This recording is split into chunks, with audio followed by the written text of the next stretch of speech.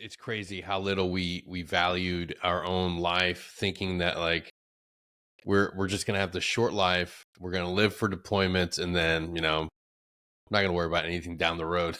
And years later, yeah, 100%. It's the whole, in regiment, your whole training cycle is built up to that deployment, at least during the GWAT. So it was like, okay, all I gotta do is get through these 6 months of training, and then I get to go on deployment, and that's what I care about, and I'll deal with everything else after deployment. Same with us. That's like we live, like we actually feel like we're living our life while we're deployed. And then when we come back, it's like, oh, great. Let's reset the clock, do these stupid fucking training missions, go do all these stupid fucking things we hate to do. Some things are cool, but man, I really can't wait for the deployment. I know, right? I'm back home. I got to do the security online classes, and I got to, watch those like videos where it's like the computer animated people, and they're like, hey, do you need an ID card or something? You're like, oh my God. Yes, dude, the online training, the master matrix tracker. Like that's like, and we all saw it coming. We all saw that like at some point in your career, you're going to have to like mature, put on your dad pants and be the fucking guy in charge. And then you're in charge of all the mind numbing stupid shit. And you're like, I'll never deal with that. I'll never have to deal with that admin shit. And then you do. Then you're getting your ass chewed for nobody doing their online training. And I know. And I'm like, and I can't blame them because I didn't want to do my online training. Like, so it's just like, guys, I know it sucks. Just please do your online training. Dude, I have to ask you, man. Tell me, like, what led you to go to Ranger Regiment? Did you always, was it like a thing you grew up with, or was it just like, fuck it, I'm gonna go with the hardest? So when I was in high school, I had wanted to join the military, and then it kind of came down to, I'll give college a shot. Like I told my parents, like, I'll give college a shot, try it. And I spent about a year and a half, 2 years dropping out. And I was like, okay, college is not for me. I basically just had fun and partied the whole time. And I was like, all right, I'm not doing anything right now. It's like, I think I will go back, join the Army. Right. And it's funny, my stepdad's friend that worked with him, he was in the big Army.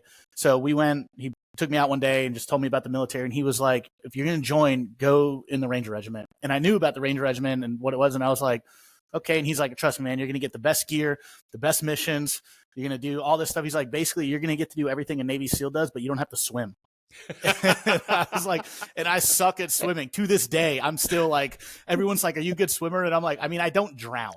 Like, so the minute he said that, I was like, oh, I'm sold. Let's do it. So I ended up leaving for basic in like April of 2011. So that when I had gone to basic, it was like about a year or two before they had switched over to the RASP program from the RIP program. Where RIP was like, we're just going to beat the shit out of you for 4 weeks and then you're in the Ranger Regiment. And then RASP was like, all right, we're still going to beat the shit out of you for 4 weeks. And then if you can survive the 4 weeks, then the second 4 weeks we'll actually train you on some basic stuff so you actually can do something when you show up to your team, So then I went to basic and airborne and RASP and all that stuff. And in 2011, and ended up I was supposed to go, I wanted to go to 275 because I was like, oh, it's a short trip. I'm from Los Angeles. I'm like, oh, it's an easy trip. Made some buddies in RASP and you're like, dude, just go to 175. And I was like, we get our wish list. And I'm like, fuck it, I'll put 175. Most people are going to 275. And literally out of our class, I think we started with like 153 and graduated 70. And it was like 10 dudes, 175, 60 dudes, 275. And I got 175 and I was like, oh, it was meant to be, So that's ended up how I got to the regiment. And, it's true. And they say like getting there is the easy part, but staying is the hard part. Cause you get there, you're a private and your life is terrible. Absolutely awful.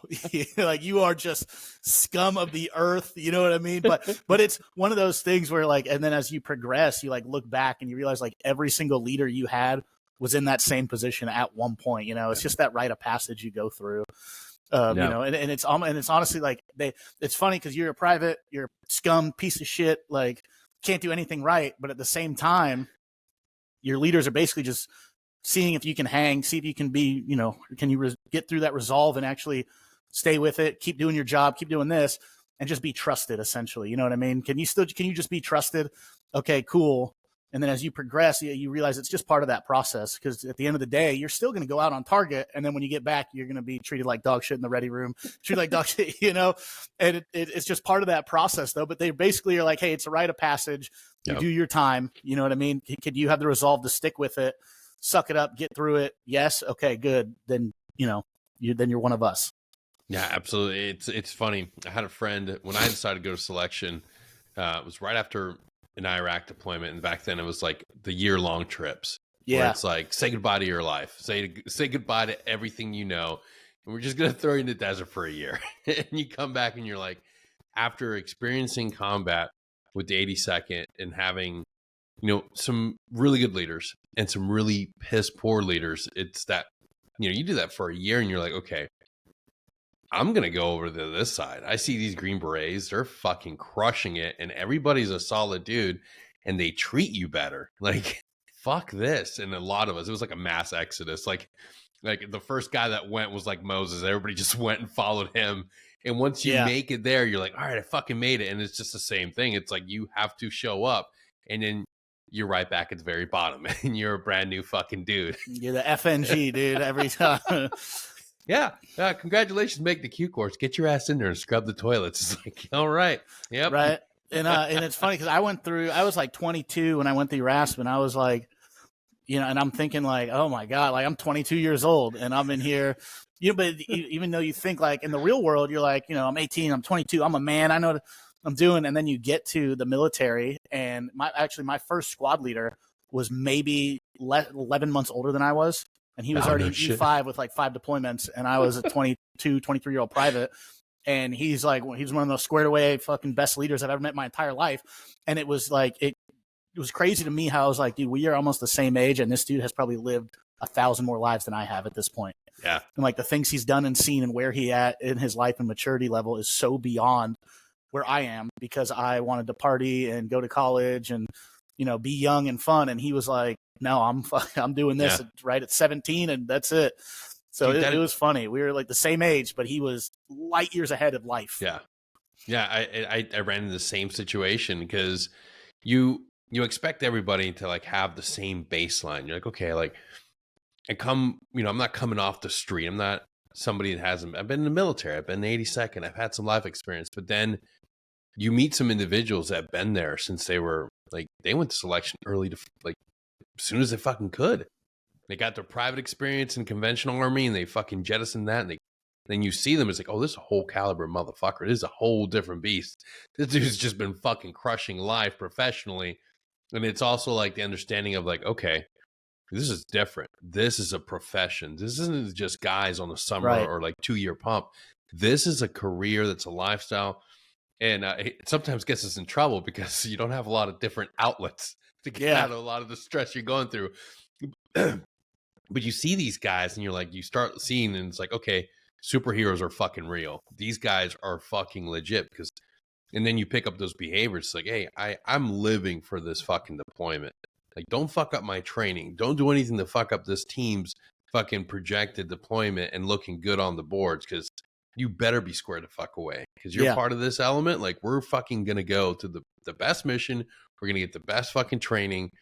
You better fucking keep up. And it's just like, okay, that's how you make great dudes. You treat them like shit, put them in a pressure cooker, and then they look forward to going to hell. They look forward to fucking. And that's what we love. I love about the regiment is we're like one of the only special operation units that has a release for standard, that if you don't make the standard and we build the paperwork, you're kicked the fuck out. Dude. You don't pass Ranger school because of like whether medical, you can go retry again, but you go back, you get tried, and you just can't pass. Like, I don't care how good of a dude you are. Sorry, dude, that's the standard. You don't meet it, you're out. And that's one of the things I love about battalion is like, if you don't meet the standard, we had like 2 or 3 privates in the time I was there in my platoon that like we were like, you're out, dude. You can't hang. I'm sorry. Nice try.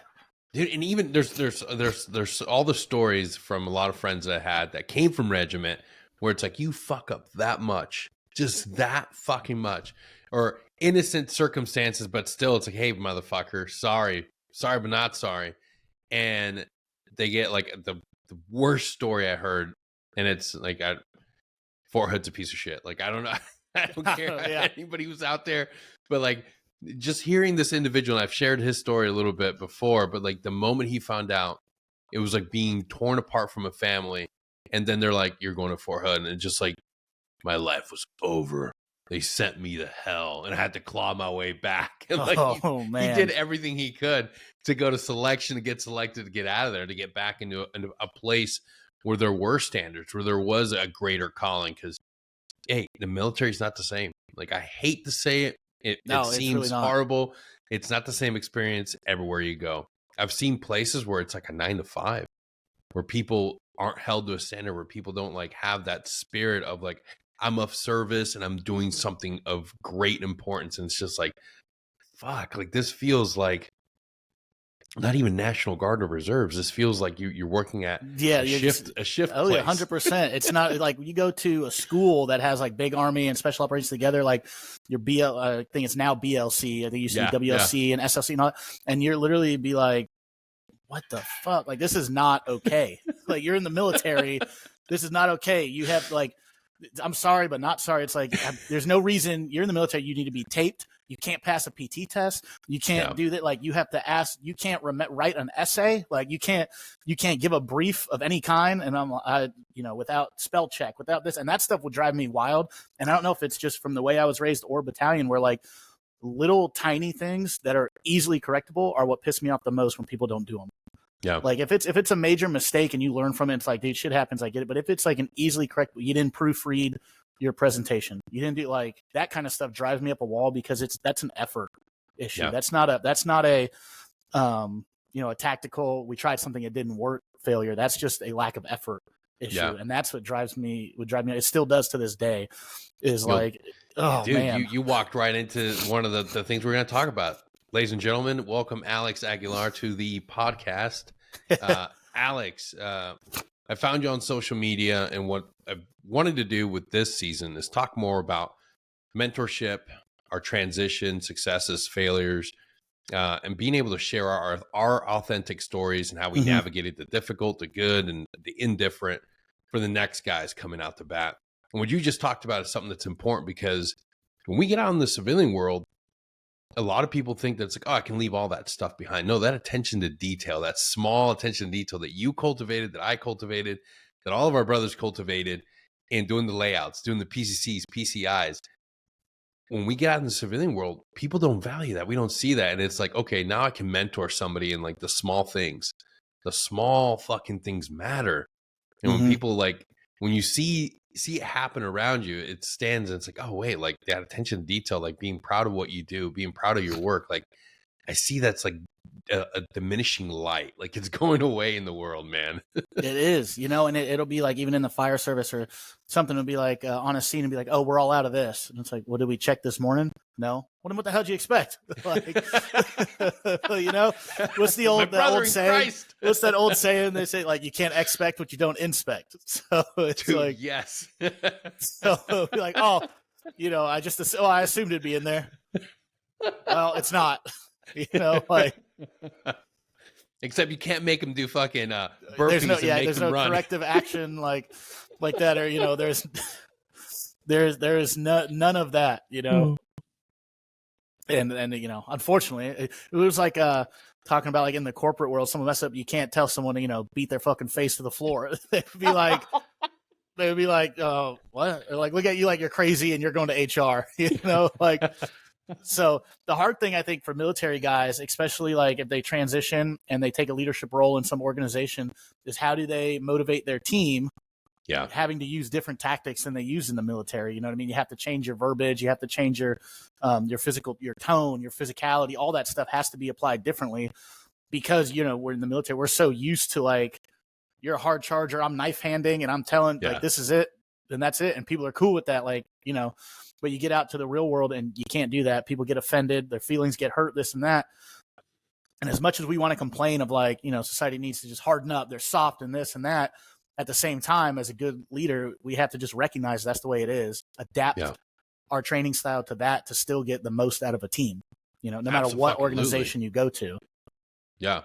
Then we're not going to walk into an office, a corporate setting, or first responder job, EMS, whatever you go into, you're not going to walk in there and it's not going to be a Ranger platoon or a fucking ODA. That's just not it. That's not the reality. Right. It doesn't mean like you can't take the things, the wisdom you learned and figure out how you can apply it to everybody.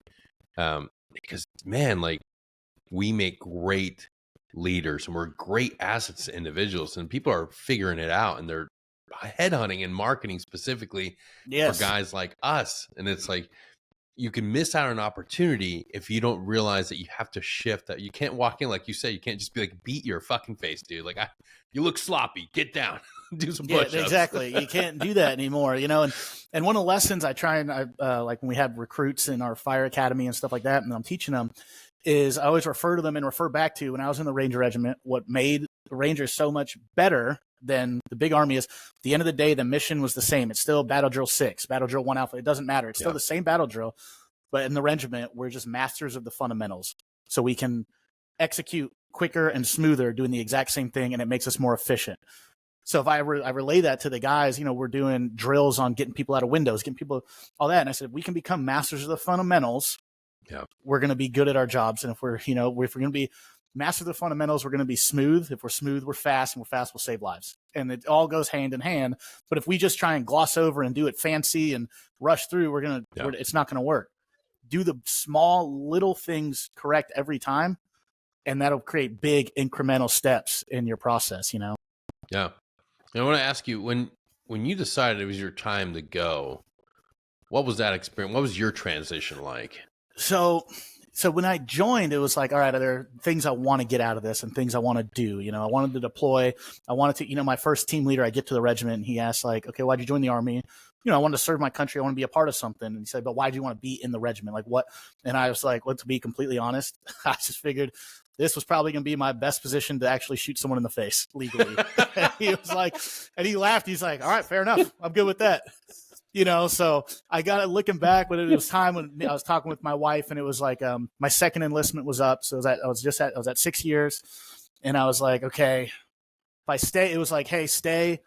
They were like, what are you going to do? Are you going to stay and be a squad leader, or are you getting out? And I was like, I need to think about it. You know, and I really came down to, at that point, I had actually done everything that I had wanted to accomplish. Yep. You know, I had set out everything I was set out to do, I had done. And I looked back and I was like, do I feel proud enough and accomplished enough that like I can put this chapter, okay, that's a great chapter, and it's time to move on to experience new things and do new things. And the answer was that I was just comfortable to say it's okay to go, and that I'm good. And that's when I was like, all right, I'm going to go on and I'm going to do something else. And it was really just asking myself, you know, did I do what I set out to do? Did I get what I wanted out of this? You know what I mean? Did I get what I wanted out of it? You know, and if the answer was like, well, there's still some more, then you got to re-enlist and keep going. Right. But for me, it was like, okay, I think I got what I wanted out of this. I'm satisfied. I'm proud of the things I did. I'm proud of the accomplishments and the memories, the friendships, the hardships, all this stuff I can look back fondly on. All right. I think it's time. That's a fucking amazing message, because I think there are so many individuals that get into this phase of their life after a couple years. They've done 2 enlistments and they don't reassess. They don't start asking the hard questions. What do I want to do? It's an easy ticket to just stay. Well, I'm already good at this. This is already autopilot. I'm just going to continue to do it. But then they turn bitter. Then they start hating what they're doing. And it's now you're no longer a positive force within your squad, platoon, your company. Now you're that guy. You're just there for a fucking paycheck. And you lack the fucking intestinal fortitude to stop and say, maybe I can take a chance and do something I'm more passionate about. I ran into people like that in conventional army a lot more than in SF, but within SF, there's still people like that. It's like, hey, if you're not happy, take a gamble. Look at what you want to accomplish, make that list, and then take a bold, daring leap of faith into the unknown. Because now you're a detriment to the fucking team. You're just that bitter, angry dude that doesn't want to be here. Well, then get the fuck out. You're much better on the outside. Like, it doesn't have to be 20, 30, 40 years. You can do 6 years and realize I did fucking everything I wanted to. I saw the world. I have benefits now. I can go do the things that I want to do. I don't know what it is, but I'm going to be brave enough to go out there. And that's an important fucking message, dude. Not every fucking military career needs to be 30, 40 fucking years. Right. I think it needs to be, it's individual and what you get out of it. And I'd be remiss if I didn't mention, when I'm thinking about getting my first sergeant called me into his office and told me, he said, "Hey, I know guys who got out at 4 years and they still wear their Solomons and they're crying and they want to be Ranger and they got out too early, all that." He's like, "So make sure if you are getting out," and this is for anyone, that you're not going to still go play like you're still in the whole time, because then that means it was too early and you're going to end up regretting it. So make sure when you're out, you're out. You know what I mean? So that was a big conversation as well. And it's true, it's a lot of people, it's like you're out, but you're not out, Yeah. So you kind of you want your cake and eat it too. I want the benefits of being in and the brotherhood and this and that, but I don't actually want to be in anymore. Yeah. So it takes like exactly what you said. It takes that little bit of time to reflect, which is a lost art. People don't want to stop and be present in the moment and take account of what they've done. Sit down and reflect and think.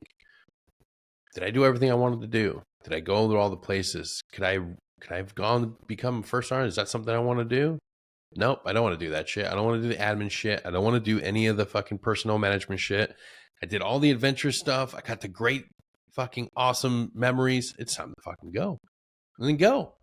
Be willing to do that. I think right now is a perfect time for this message, because there's a lot of individuals that aren't certain about the military that they're in, because it's drastically different than the military they came into.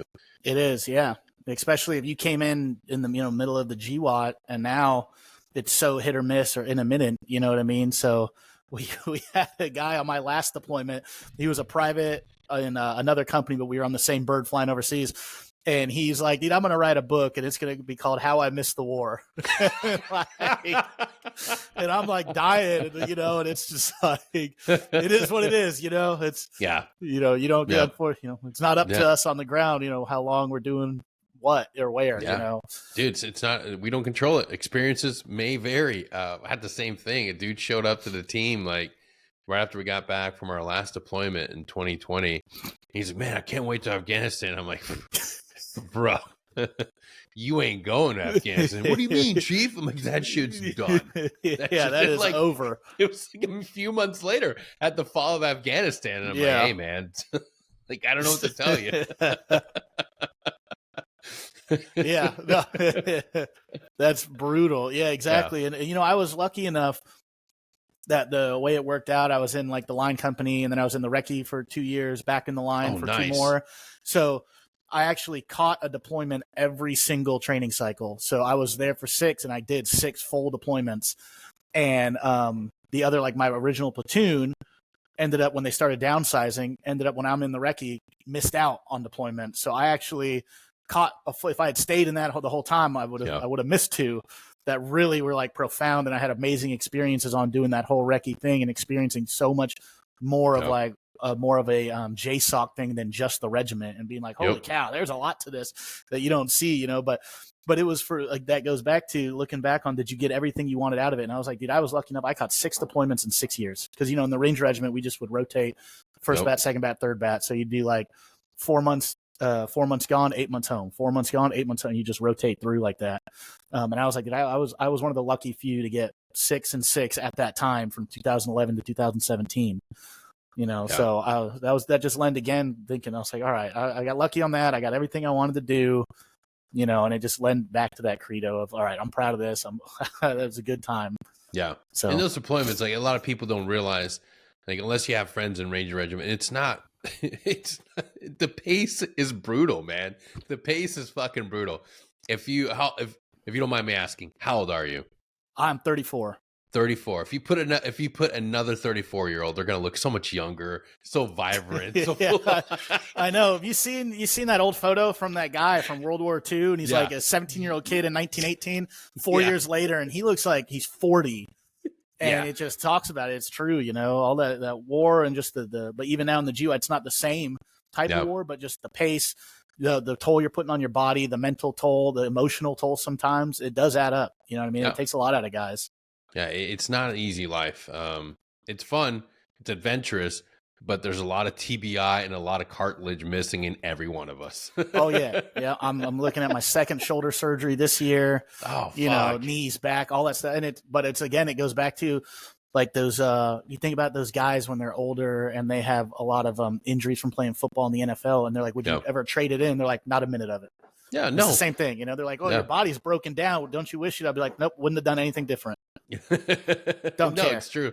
Like there's a lot of emerging science, and stem cells are proven to be great stuff. So just gotta wait till the VA authorizes it. Yeah, exactly.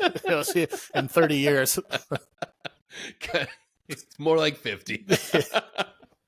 So how'd you get to being a fireman? How'd you, I think that's like, you accomplished one thing that every boy that's raised outdoors wants to do. That's be a fucking pipe hitting ranger and then fireman. So I got out and I ended up, I contracted for 3 years. Did 2 different programs, started off on one, went to a selection for the another one that was a really high end one. Did that one, still talk to those guys, good friends with those guys. I had a lot of good times. But at the end of the day, even contracting, I was gone more than I was in the Ranger Regiment. That was 6-7 months a year, complete deployment, not like training, working home every night. It was complete deployment, 6-7 months a year, 2 on, 2 off, 3 on, 2 off, whatever it was. And then it was finally like, that's it. Me and my wife. My wife's like, I can't do this. We can't do this anymore. And so 2020, I took completely off, which just happened to be when COVID was going on. And luckily I had savings from contracting. So we ended up that year, I just spent the whole year with my family, took the whole year off, didn't do anything, and just spent every day with my family hanging out. And it was absolutely wonderful. Hell yeah. And a local fire department was hiring, and I'd always want to be a firefighter in general. When I was overseas contracting, I got my degree in fire science. So I was like, all right, you know what? So I applied. They ended up calling me back. They're like, hey, you want to work here? And I was like, let's do it. So now I've been doing that since November of 2020. And it was one of those things too. When I was younger, I wanted to be a fireman also. I want to be in the Army. I want to be a fireman. And I want to be a movie star. So far, I'm 2 out of 3. So I still got time for the third one. We'll see. Yeah, dude, you got it. But so, yeah. And then, so I started working there. And what I've really discovered about the fire department that is so much different than being in the regiment is it's defensive. It's not offensive. You know what I mean? Like, you're not going out, we're doing this. It's like someone else is having an emergency. You're going to go help these other people. You're not actively like planning a target, planning a hit. Like, hey, we know we're going to be doing something at this time, and that was a big adjustment. There's a couple guys who were in the regiment that work in my department, and we're all close and everything. We're all in 175. Oh, no shit. And we all talk. And, the big thing that one guy said, he had worked there before me. He's like, you have to remember as a fireman, like, this isn't your emergency, dude. He's like, that's the number one thing is people get so worked up on like a fire scene, a car accident, extrication, or, CPR because their family members are watching and you want to like doing all this. And he's like, don't do any of that. Just stay calm. It's not your emergency. Just stay calm and do the fundamentals the way you're shown, and that's a big thing, I think, for all guys who are in the military and looking to go be a fireman. The big adjustment is that it's defensive. It's not your issue. It's not your target. It's someone else's emergency. You didn't have a car accident. You didn't have a family member go down in the living room and needing CPR. Your house isn't on fire. This is someone else's emergency. So there's no reason that you should be all worked up and like crazy. Yeah, you'll have adrenaline and stuff, but there's no reason that you have to like really get, over enthralled with it. You just do the job you've been taught to do and you'll be good at it, but it's definitely an adjustment as far as you don't know when you're going to do something. There are some days like I don't see the station because we're just running calls all day. And there are other days that all we do is eat, work out, and sleep. And that's it, which is basically, it's kind of like deployment. Like if you're not hitting a target, you're just eating, working out, and sleeping, watching movies, like family time. Yeah, we got weathered in, man. Yeah, sweet. Exactly. So, it's give or take like that, but there's still a big thing. So for my department, this kind of ties into the military. We don't get a huge ton of fire because it's more of a suburban area. So we get a lot more accidents with extrications and a lot of medical calls, like car fires, things like that. Yeah. But I tell guys, I'm like, but we still train to a standard, right? Because you never know when it's going to happen. And I trace it back to, if you're in the military, everyone wants a CIB. Everyone wants their CIB. Their comment, that means I did my job. I did this. I would tell my privates, I'd be like, dude, I'm more concerned with you getting your EIB. Because then that means you're an expert at your job. You know what to do. Your CIB, that's not up to you. You may never get shot at. That's not up to you. That's up to the enemy. right? So and I tell guys the same thing with the firefighting now is that's not up to us. That's up to whatever happens out there. But we should still be focused on getting our EIB as firemen. You know what I mean? Being experts at our job first and foremost. You can't control when you're overseas. You can't control if you take contact or not. A firefighter, you can't control if you get a call for a fire or you don't. That's not up to you. So, but you should always be prepared to and be an expert at the fundamentals and be an expert at your job. So I know some of the privates would be upset, be like other guys rubbing in their face, like I got a CIB, I don't, and I'd be like, dude, I care more about if they're on my team. That's what I tell them. When I would tell them, I care more about your EIB. That knows you are an expert at your job and be proud of that. CIB, you may never get it. You may. It's not up to you, bro. You can't control it. Don't be upset about someone else not doing something for you. Yeah, that was the hardest thing to try to explain to younger guys, especially like you have a guy that just spent a year or a year plus for an 18 Delta that's worked his balls off to get to that team. And they want to deploy. And the first thing they meet is a salty, old ass, broken ass motherfucker that's like, hey, calm the fuck down. Like, you can't control that shit. And if you're that guy wishing and hoping and praying and doing all that shit, you're going to feel really shitty when you get in one of those situations and a lot of people get fucked up and you walk away, you have that CIB because you just kept praying and hoping for it. No, prepare yourself. Be the best at your fucking job.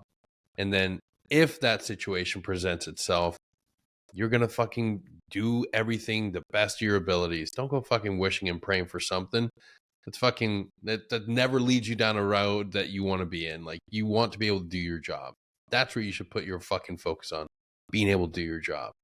And it's every single time I had those young individuals, it's like, dude, how do I get it through your thick skull? Just focus on doing your job. Like, that's it. Control the controllables. You know, you can only control what you can control. If it's out of your control, then I don't waste energy on it. Yeah. You know, that is such an important thing to learn as a young man, but it's hard to teach a young man that is so fucking gung-ho. Right. And especially if they're in a special operations thing. I mean, they've worked their ass off to get in there.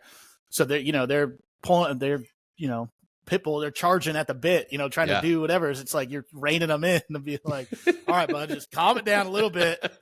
We got this, but I know exactly what they felt like, because I felt the same way. You go in that first deployment, that first target, you're like, you're pumped up, you're excited, this and that. I remember I did my very first target ever in Kandahar Bastion area, and go in, didn't take contact at all, and I was like, "What the fuck is this?" Like, we gotta do a tactical call out. I was like, my team leader's like, Aguilar, what do you see? What do you think? And I'm like, it's a lot of kneeling down. I'm like, we were on like a BP and stuff, so I'm like, what the hell is this? And he's like, he's like, that's how it is, man. You never know. He's like, you just be prepared, bro. Yeah, it's. But I'm 22. I'm like, I'm Army Ranger deployment this, and I'm like, what the hell? Like, it was supposed to be like jumping out of birds and shooting from the hip and all this stuff. It's the weirdest thing to try to explain to somebody. The mission briefs, the intel brief, everything's amping you up. The rehearsals is amping you up. Nighttime comes in. Your fucking infill platform shows up. You're like, oh, fuck, this is going to... It's literally like a Hollywood movie. It's just like, oh, fuck, and you're flying. And there's the briefs are running in your head. Oh, they have capabilities of shooting our fucking birds. It never fails. That first deployment for a new Green Beret, and the fucking crew chief does his test fire. You're like, oh, fuck, contact. I literally... Every single time, even when I'm a team leader, at the point I'm like getting on, and instantly I'm like, oh, we got 30-minute ride, I'm taking a nap. And then the test fire, I'm like, oh, okay, we're good. Oh, fuck. It's just a test fire. I'm going back to sleep until I get that 10-minute call. And then as soon as you fucking start coming on, you're like, oh, fuck, and the fucking ramp comes down, fucking coming in low. You're like, oh, here we go. Fucking everybody goes out, birds leave, and you're moving. It's like, oh, we're gonna get into contact for sure. Fucking support by fire gets put in. The first fucking assault cell moves in. You're like, oh, fuck, this is about to go. Left 40 minutes later. Fucking exactly. Nothing. But it's like, hey, they're like, hey, we got him. We got everything. Successful mission. I'm like, we didn't do anything. And they're like, what are you talking about? We got the guy we came for. We got all the intel. We got this. I'm like, oh, I mean, that is a win. I mean, fuck. Yeah, but But, the one fucking time you're not amped up, that's the fucking time you're taking RPGs on infill. It's good. Yeah, that's literally exactly how it goes. It's just funny though, but it's funny describing to people and telling them like on a mission to be like, you overseas 105, I'll be like, all right, you're rotating with this other platoon. So you do 50 target hits yourself. And they're like, dude, and you're just doing them like, I don't know, you might take contact 4 or 5 times out of 50.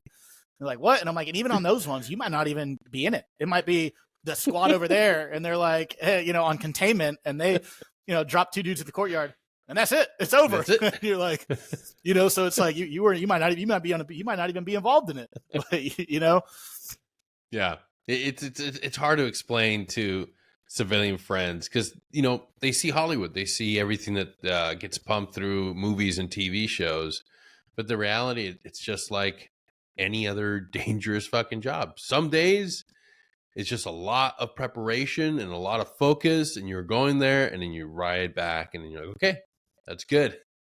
But if you don't have the focus, if you don't have the determination, if you don't have the fucking principles and that tight function as a well-oiled machine, when shit hits the fan, you're gonna fucking falter and everything's gonna fall the fuck apart. So it's good to have that constant feeling of, okay, this is it. We're gonna go in and do our fucking job. It's like, hey, that's a reality, because you never want to be that team that shows up to fucking Friday night fucking football and you're ate the fuck up and just get fucking thrashed. And it's even beyond like those targets, but just lessons from that in life is, and you say you get built up, all right, am I good? And then nothing happens.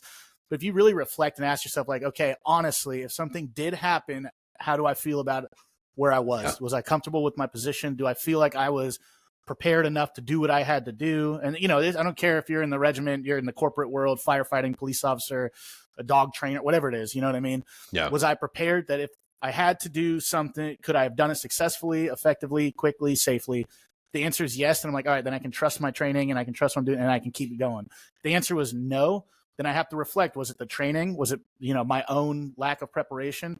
Did I not personally invest enough into this training to feel it way? Or was there a lack of investment on the other end into me, and really get honest with yourself about what the shortcoming was, so that in the future, then you build off of that and then you are ready to go no matter what it is. Yeah. That's absolutely correct, man. 100%. Now, in this phase in your life, now that there's one thing that we suck at, especially if we get married young, have kids when we're young, we suck at being the present father, the present husband. Now that you've had this second chapter, how have you been able to devote more time and be of greater focus in those areas in your life? And how do you do it? So a big thing, there have been several times my wife has been like, you're home, but you're not home, yeah. And even as a firefighter, sometimes, I'll eat up overtime and I'll forget that, like, I have to be home more than I'm gone.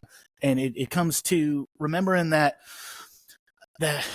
how, like, when I'm home now, and what I really focus on is that the fact that my oldest son is now 10. So I'm like, okay, I have 8 years left. So before, yeah. And I read a statistic. It talks about after your kid turns 18, you have a cumulative like 2 to 5 years that you're going to spend with them for the rest of their life. When you add up like the days they're at your house or the nights that they're home from college or whatever it is, you have like 2 to 5 years that you're going to spend with them after they turn 18. Holy shit. And I was like, so I have essentially, maybe 13 years left to spend with my oldest son for the rest of my life. And that's a big, where I was like, I don't want to no longer like waste any of that time. It's so, life to me now is I'm realizing like the things that I used to value. Like I always value my family and being a husband, being a father, of course. But what I really cared about was adrenaline, living on the edge, feeling like I'm serving, I'm doing this, and my wife is like, hey, you're doing all these things, but you don't show up for me and the kids. So what the hell's the point? Like to the outside world, I was, Army Ranger, firefighter, contractor, all this badass shit. And at home, I'm lazy, not showing up. You know what I mean? Yeah. And it's one of those things where I'm neglecting my household duties because I feel like I've already earned it in my work. Of like, my wife's like, let's spend the weekend outside. And I'm like, I was just in the woods for a week. I don't want to fucking be outside. But yeah, they weren't, dude. But they weren't in the woods. They weren't doing that. That was my responsibility. And it's really when you're a dad and a husband, you take on a debt that you can't pay back. Your family is not, whatever you do to work, that's an addition to when you get home. You don't get to come home and turn it off. And it's just part of being a man, is that when you come home, you have to stay on, because now you have to help your wife. She's been home with the kids, or she's been at work. You know what I mean? Your kids need help with homework. The house still needs, dishes still have to be cleaned. The yard has to be mowed, dog poop picked up. All that stuff still has to be done. Just because you worked your ass off doesn't mean you get to turn it off at home. If anything, it needs to be turned up even higher, because these are the people you're working for. Yeah. And this is my mind now. My mindset changed of like, at the end of the day, I want to be liked, and people are very proud of the effort I put in at the fire service and work, whatever it is.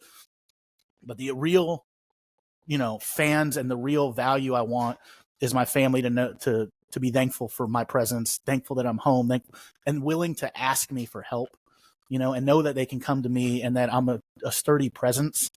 And it's really taken a lot of years. Me and my wife had to work through a lot of stuff and counseling, the whole 9 yards. Because it's tough, that lifestyle and all those things. And it takes a toll on our significant others and our families, and contracting. I was with a guy contracting. His son was 18, and he said he had a conversation with his kid, and his kid was like, dude, I don't even fucking know you. And that was like, and he was like, but it's too late for me. He's like, I just tell the young guys, man, make some, do it for a little bit and get out. Yeah. The contracting world at least. But he said his son was leaving for college and told him that to his dad, I don't even fucking know you. And that was like my worst fear. And I was like, I don't want that at all.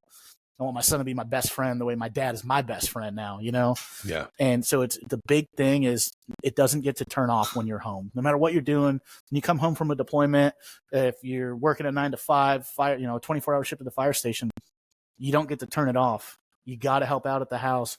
You got to be present. You got to, ask your wife, what do you need? Hey, what do you need from me? To your kids, like, hey, spend time with them, do all that stuff. And it was a big thing, is just for me recognizing that they don't care how tired I am or how much work I put in at the fire station. They weren't there. Yeah. They don't care if I ran 10 calls and didn't sleep all night. That's not their life. Their life is the home life with me. So that's the life that they are going to remember, So it's accentuating that, is like, okay, when I'm home, I'm home. That's it. 100%. I don't, work emails. I'll check them once a day or something. You know what I mean? Stuff like that. When I'm home, I'm home. And that's it. And that's a big thing. And I still struggle with it sometimes, because I want to be a hard charger and I want to do all this stuff that doesn't just get turned off.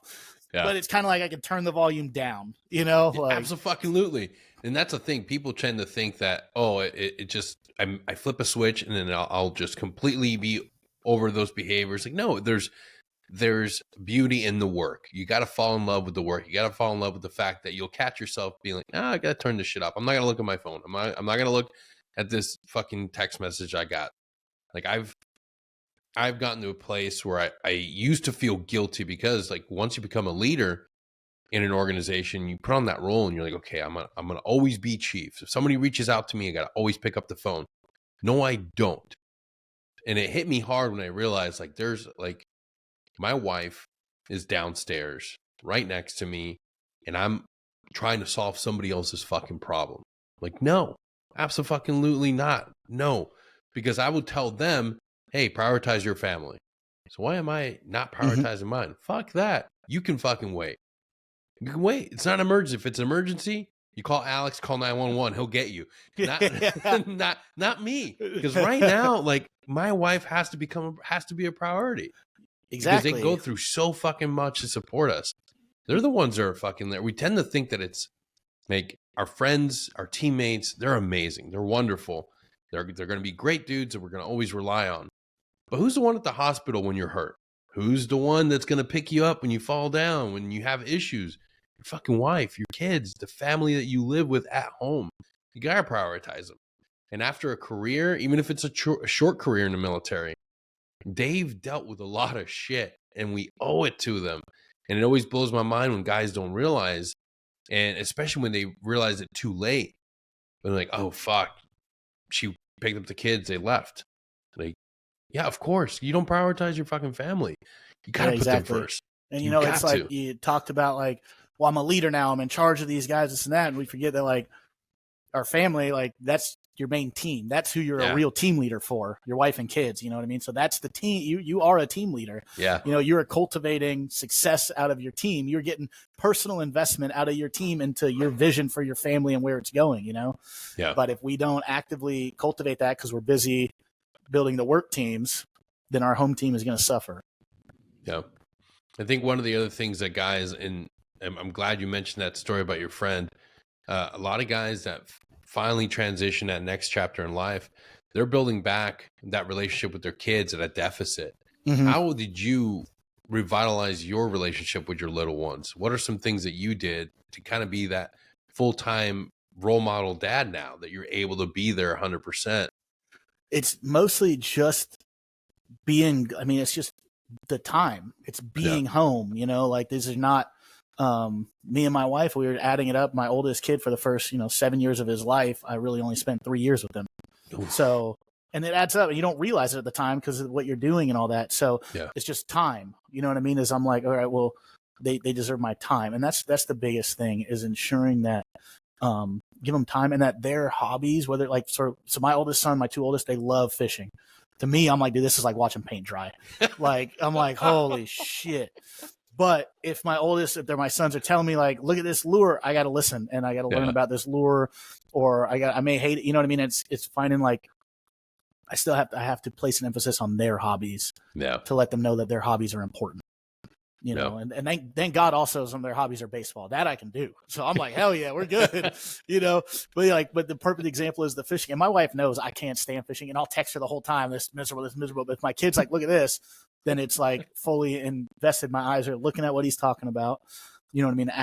And invested in what he's talking about, or I'll ask him a question about like, hey, so that he feels like he's helping me, you know? Yeah. But it's definitely that just time. Right? Like having time and using the time. Yep. I don't know how much time we have left.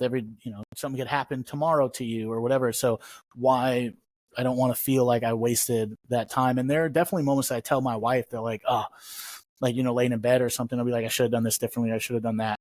And, then we talk about how that's a growth part of being a parent also, is be like, I wish I did this better. I can do that better. Is you're still growing as well. A lot of people, we forget as dads, like we've only been a dad as long as our kid has been alive. Like we're still growing as well the whole time. You know what I mean? I don't care how many pamphlets or books you read on what to expect and being a dad and being a parent, until you do it, you're really learning as you go the whole time. Yeah, no, 90% of the reason why I ask other dads about their perspectives, because I'm just piling up all the do's and don't do for when I do have kids. Like, that's right. The thing is, you'll be like, well, I got all these do's and don'ts, but then it's going to be completely different because your own path and your own journey is going to be so much different. And the way you do it, like, the way I'd be like, well, I'm never going to do this. And now I'm like, oh man, I can always do that. Or, you don't know, because it's like every time a new situation appears, that's the first situation your kid has of that. That's the first situation you have as a parent of that. Yeah. So it's still, it's just like being a team leader. Your family is your team. Your team, your private, your kids, your privates, your saw gunners, whatever you want to call them, they're going to go through trials and tribulations. Your job as the team leader is just to put them in the best position to be successful and happy. So, and that's it. So how do I, as a dad, I just ask myself, what do I do to ensure that my kids are going to be in the best position to be successful and happy? They're not always going to win, and I'm fine with that. That's good for them, but I just make sure I teach them that you're not always going to win. It's not always about the winning. It's about, did you give everything you have? Are you trying, and are you satisfied with your effort? And if the answer is yes, then be proud of yourself, and that's something that we don't sometimes in the regiment of the Army value the effort. It's like, I don't give a shit how good you tried, or if you did 110%, you guys still fucking failed. It's like, and now, so that's another thing I have to separate is sometimes it's not just the pass or fail. It's not being a dad is not a go or no go. You know what I mean? It's not, you are a no go at this station. There is no one telling you like, all right, you're a no go at this station. It is a learn as you go process, and you 100% effort, teaching your kids, I teach my boys, as long as you give 110% effort and don't quit, I'll be proud of you. I don't care if you win or lose at the end of the day, but if you can look me in the eye and say, I did everything I could, everything I had, we're good, dude. I'm proud of you. That's it.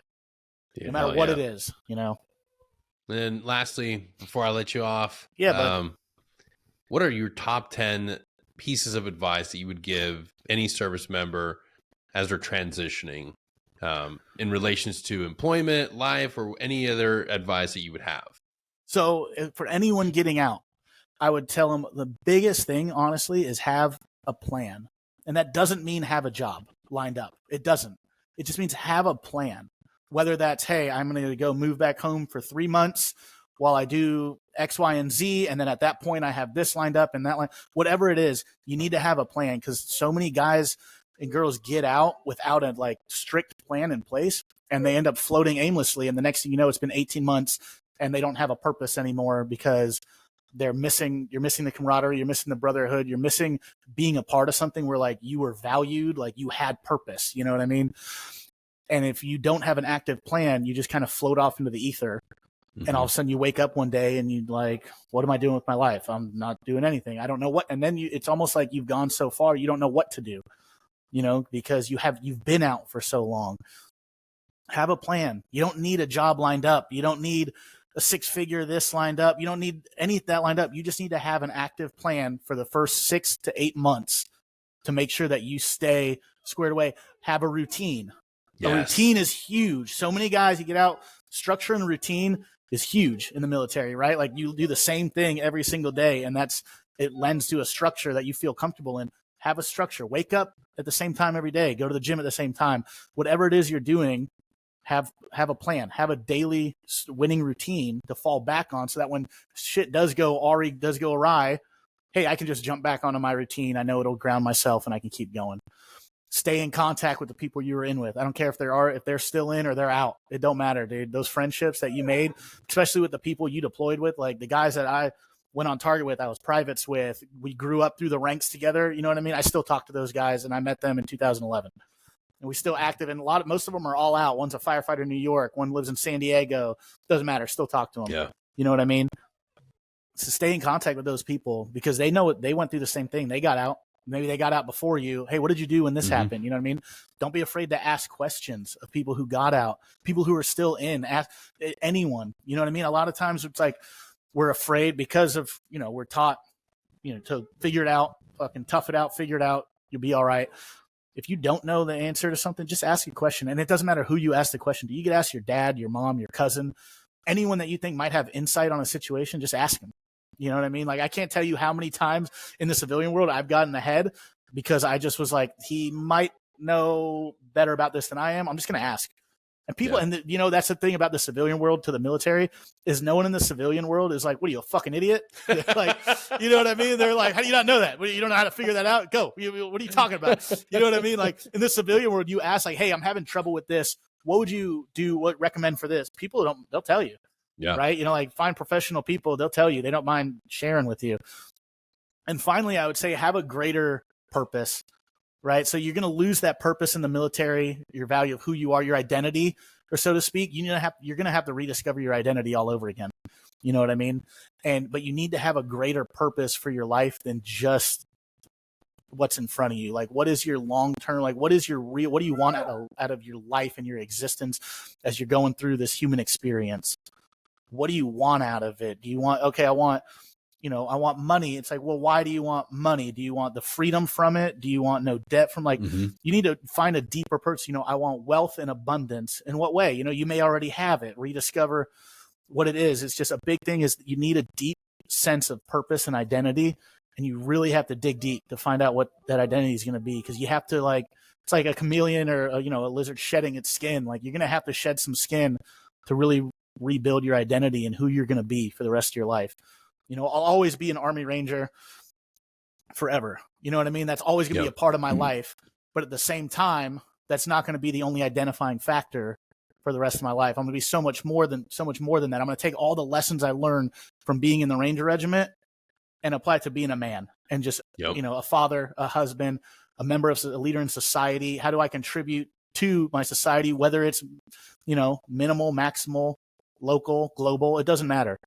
You know what I mean? So that value, that identity, just no, you're going to have to shed it and find a new one. And that's one of the most beautiful things about when you do get out is you have so much experience and so much, like you've been through so much, especially in you go through special operation, you go through selection process for, Ranger school, you go through hard schools, you go through tough shit over and over and over again.